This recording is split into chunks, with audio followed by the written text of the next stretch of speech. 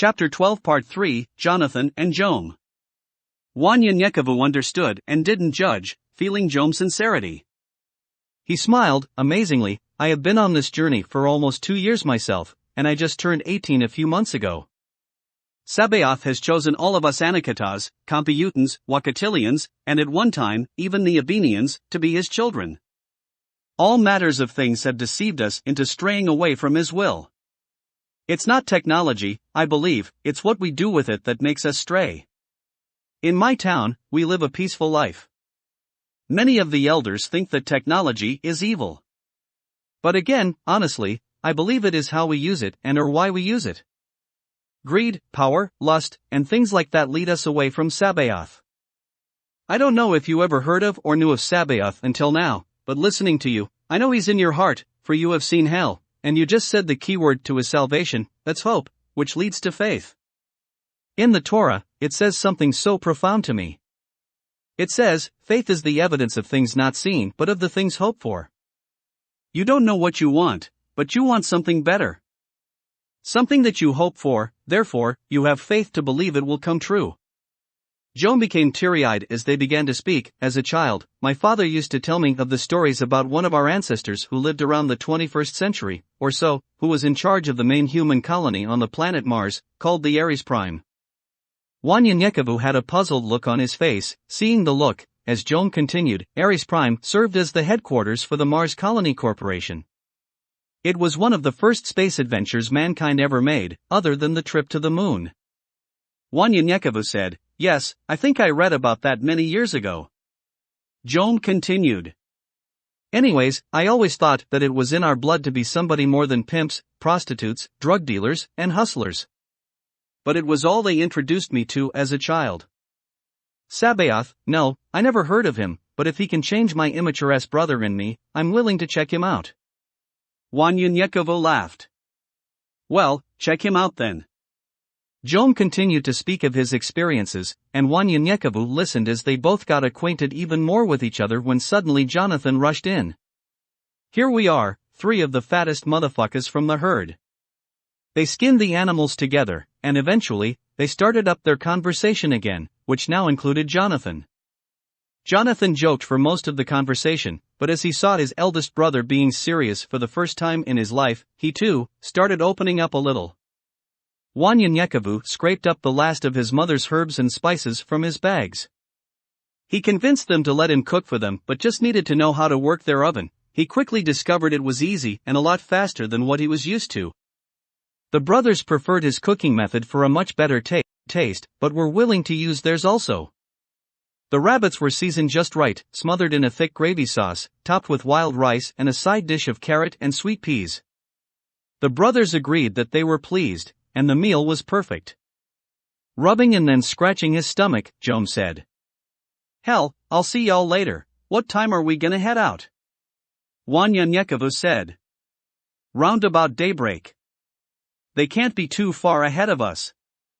I figure they are sleeping or about to go anyway. We need the element of surprise on our side." They agree and the brothers said, "Cool." They talked for a few more minutes before they were sound asleep. Wanyenyekevu closed his eyes. Within seconds of staring into the darkness, he fell asleep. A vision awakens Wanyenyekevu. He sees light, the light quickly opens up, and there he sees the 3 of them sleeping. Then he quickly sees himself outside the cube. 8 men surround them, sitting and waiting for the first sign of movement. Then he reappears inside again, and there's Jonathan, who wakes up and punches his brother's shoulders. "Wake up, and let's do this." He gets dressed and prepares himself for what might be a battle. Jome wakes Wanyenyekevu. Jonathan looks at the monitor. All clear. As soon as he opens the door, he's shot in the forehead and falls dead on the steps. Jome rushes to his brother's side, and there stand 2 men who force open the door and shoots Jome multiple times. Realizing it's another vision, he opens his eyes again into the darkness, waking Jonathan. "There are men outside waiting for us to open the door." "How can that be?" The alarm didn't go off. The sound of Jonathan's voice awakens Jome. Wanyenyekevu said, "I don't know why your alarm didn't go off, but if you go out there, they will shoot you on sight, for they are waiting at the entrance." Wanyenyekevu gives the brothers the details, and Jome quickly rigs up an explosive device to go off when he remotely opens the door. 3 men standing outside the door saw it was about to open and drew their weapons but were killed by the explosion. Jonathan and Wanyenyekevu spring to the top of the door, killing another 2, but Jome is shot in the head and dies. Darkness covers Wanyenyekevu several times as the different scenario plays out. Wanyenyekevu then hears a loud voice. Either they both die, or one of them, unless they both believe. What seemed like hours to Wanyenyekevu was only 5 minutes since they laid down to sleep. Wanyenyekevu wakes both of them up. We have less than 7 minutes to prepare for an ambush. We must go, and go now. Quickly, they all ran at least 15 yards behind some rocks. Wanyenyekevu grabbed them both. This is a matter of life or death. I know in my heart you both want to believe in Sabaoth. Jome was about to interrupt him. He held up a finger. Hold on. As he continued, let's just say I know something and someone that you don't know. For now, you might feel betrayed by Sabaoth, but I need you to understand that everything is done for a reason. He looked over the corner of a boulder and around the corner of it and saw 5 men surrounding the entrance and 2 men standing off holding the horses to the side, and 1 man just a little ways off on his stomach with a sniper rifle. I need you both to either accept or deny Sabaoth now. Confused, Jonathan and Jome looked at each other and said, accept. Wanyenyekevu smiled in relief. Either you both accepted, or else one of you or both of you would have died tonight. Know this, neither one of you will die today because Sabaoth has said it is so. Jonathan begins to speak. What? Wanyenyekevu rebukes him sharply. I have heard it all, already. Listen to me, I don't have time to explain. Wanyenyekevu briefly told them about his dream, then they all whispered amongst themselves until Wanyenyekevu said, they are waiting for us to come out the door, so I will go around quietly and kill the man lying down. I need you to wait for my signal and get near the men with the horses so as not to spook the horses off. Wanyenyekevu pointed at Jome, you two need to kill the other men waiting at the doorway. They were all in agreement, circling around. Wanyenyekevu came upon the man on his stomach, holding his eye up close to the rifle, looking for any sudden movement from the cube. Wanyenyekevu told himself that he needed to kill him in a way that it would be quick but quiet. Taking a metal star out of his pouch, he threw it with enough force to penetrate his skull. The man's head dropped to the ground, dead. Then he headed toward the men with the horses. There was enough space between them that he could kill one without alarming the others, so he took out one of them.